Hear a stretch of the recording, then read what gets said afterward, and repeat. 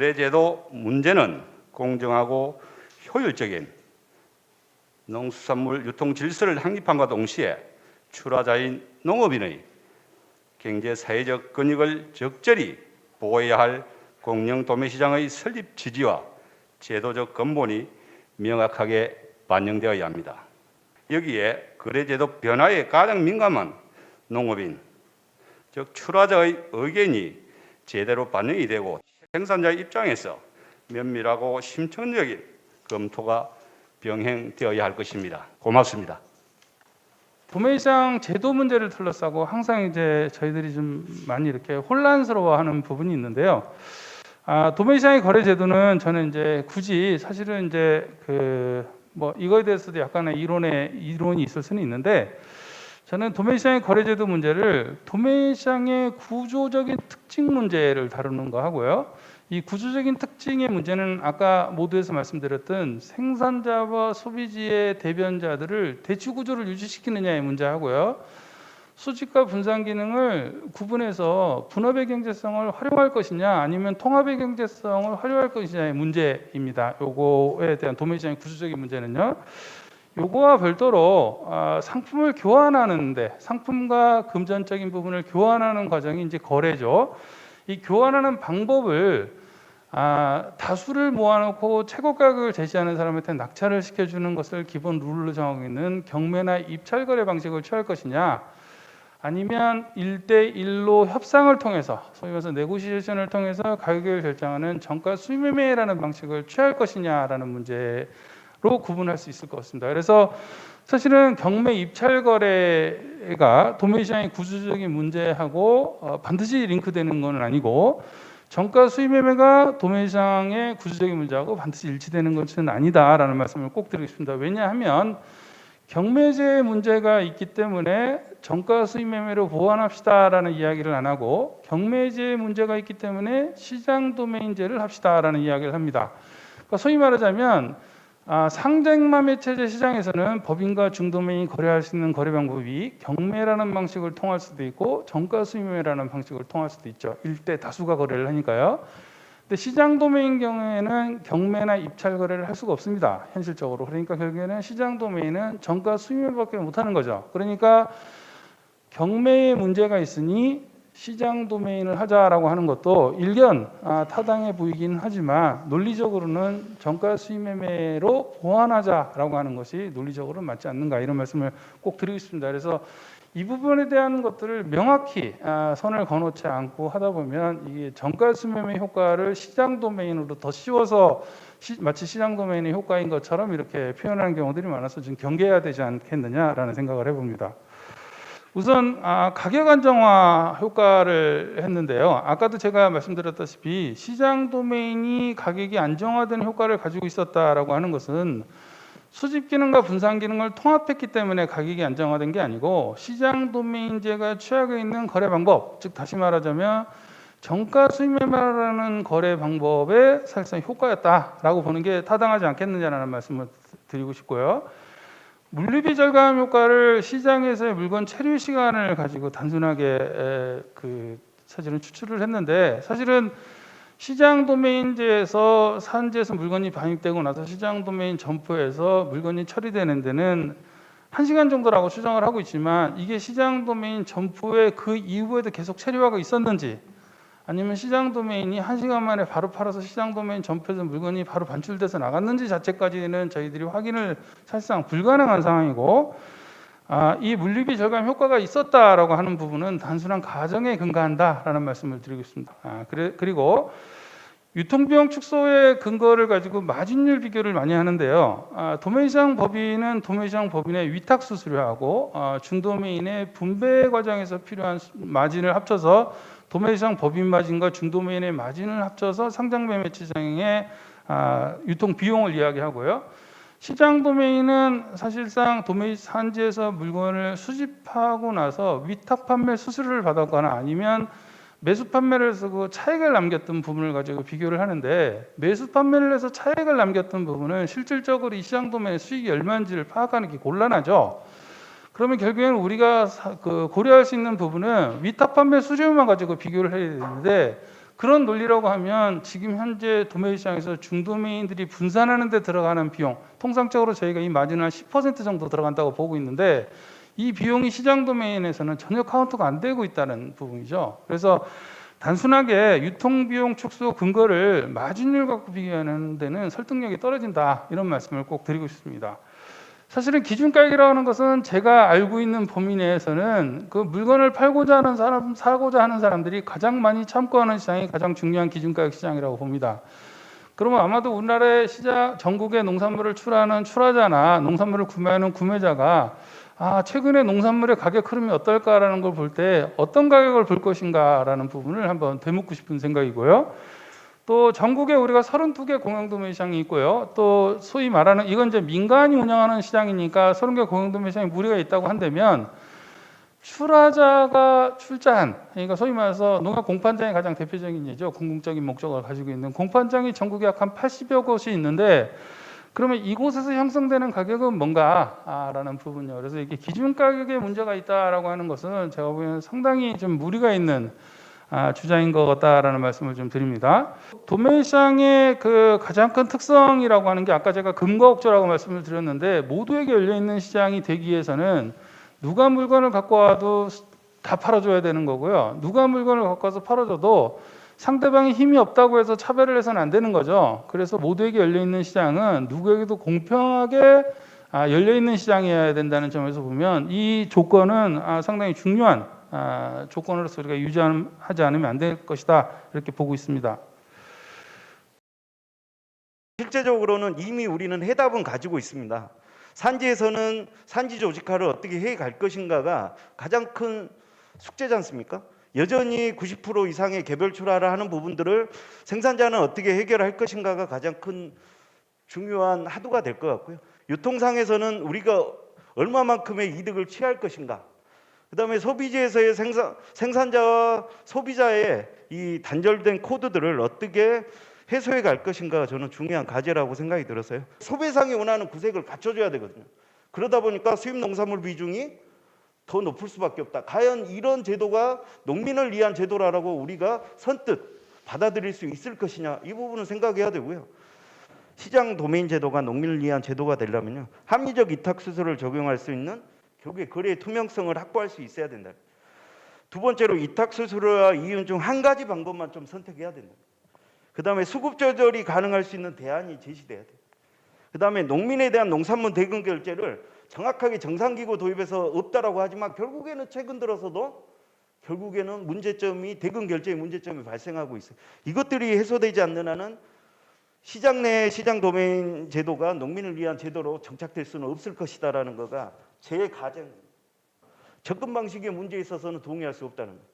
그 문제가 운영 주체 문제입니다. 결국에는 이 지자체가 참여하는데 지자체가 유통 주체로 참여할 수는 없어요. 그러면 결국에는 누군가의 위탁상을 중간에 세워야 됩니다.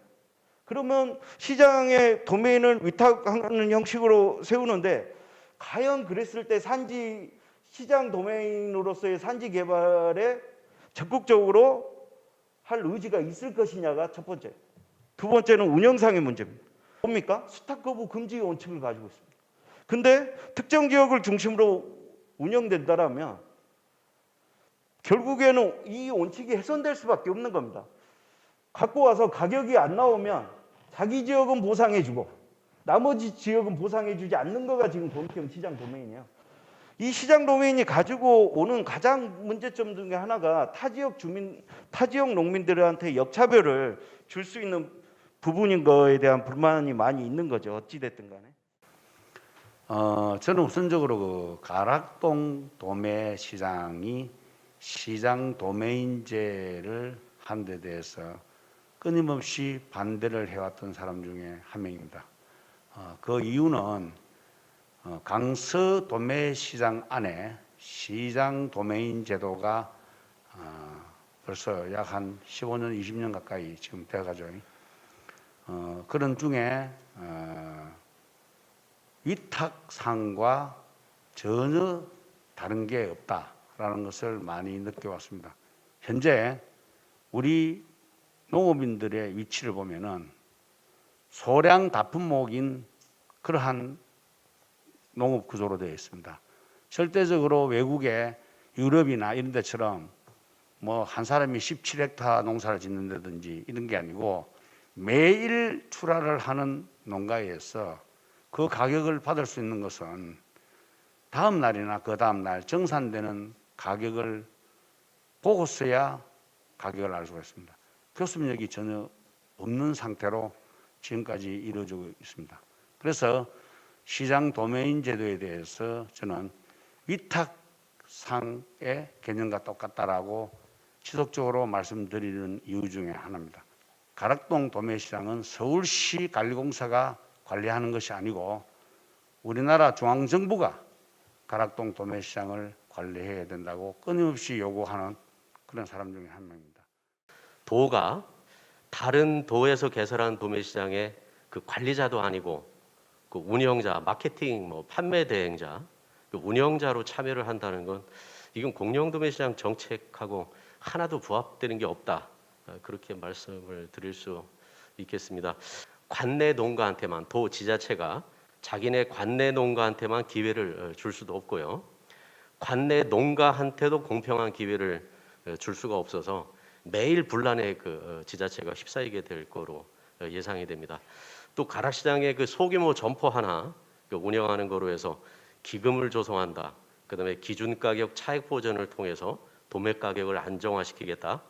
이런 엄청난 목표를 설정한다는 것도 이게 실현성, 실효성 면에서 아주 그 회의적입니다.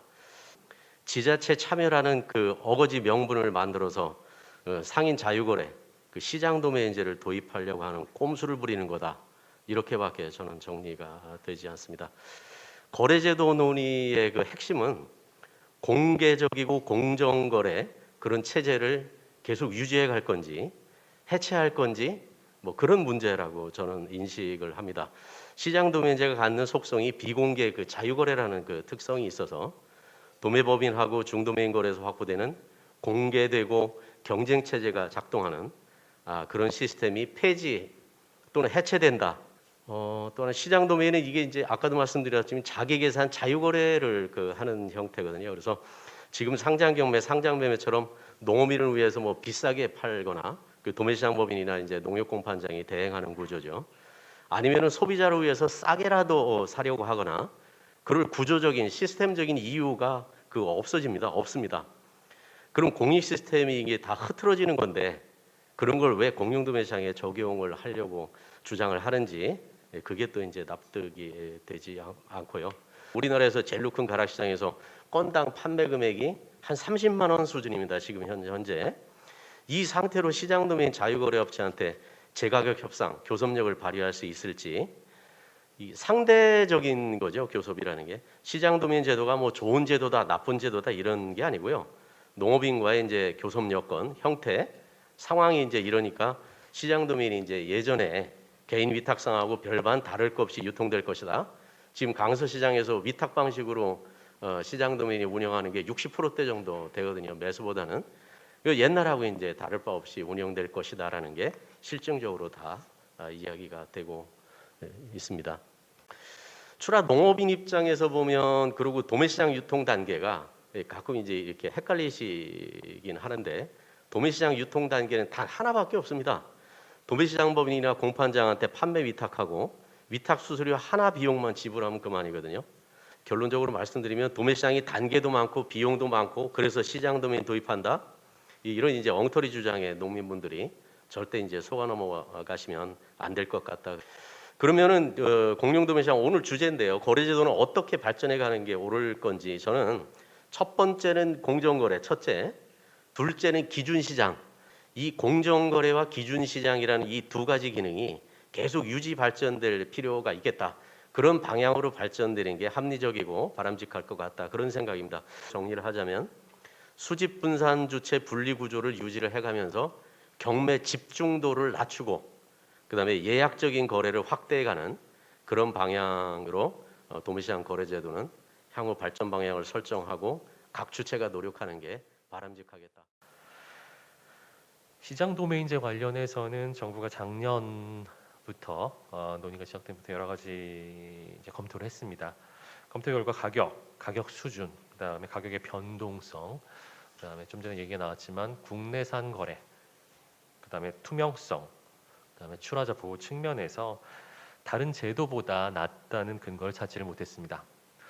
정부가 발견한 것은 또 하나는 경매제와 시장 도메인 제도가 한 시장 안에서 같이 운영될 경우에는 경매 가격을 끌어내리는 효과가 있다라는 결론을 얻었습니다.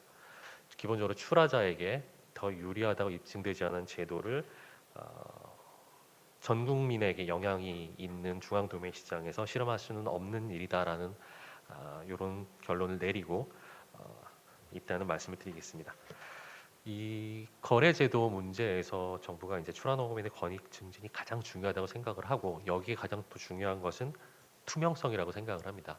이 투명성은 시장에서 거래가 될 때 거래 가격을 농민들이 출하 전에 어제 어떻게 거래됐는지 미리 알고 내가 물건을 어떻게 해야 될지 이렇게 알 수 있도록 하는 게 중요하다고 생각을 합니다.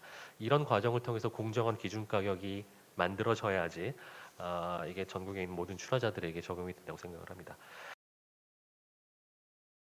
근데 경쟁에는 두 가지가 있습니다. 약육강식의 무제한적 경쟁이 있고 이게 자본주의적 경쟁이거든. 두 번째는 제한적 경쟁입니다. 어떤 특정한 목적성이 개입이 된 거죠. 그래서 그냥 정부가 아무 신경도 쓰지 않고 그냥 시장에서 이루어지는 대로 그냥 내버려 둘 것이냐, 아니면 정부가 공익성, 공정성, 투명성이라는 정책 목적을 달성하기 위해서 일정한 제한된 범위 안에서의 경쟁을 추구해 나갈 것인가, 이 두 가지 문제점이라고 저는 볼 수 있고요. 자, 그런 의미에서 공익형 시장 도메인제는 저는 상반된 두 가지의 단어가 나열되었다 이렇게 봅니다. 공익형이라는 것은 정부의 정책적인 목적이 개입된 제한적 경쟁이고요. 시장 도메인이라는 것은 무제한적 경쟁입니다. 이 두 가지 상반된 어울리지 않는 것을 억지로 끼워 맞추기 식으로 하나의 단어로 만들어낸 이유는 뭘까? 결국은 시장 도메인제 도입을 합리화시키기 위한 어떤 그런 방편으로서 이 두 단어가 억지로 조합이 만들어진 것이 아닐까, 이런 좀 의구심이 많이 들고요. 서구처럼 크게 조직화되어 있고 단단하게 조직화되어 있고 충실화되게 되어 있지도 못한 그런 현실 하에서 가운데 있는 도매시장이 흔들려 버리면은 농산물 유통 시스템 체계 전체가 무너지고요.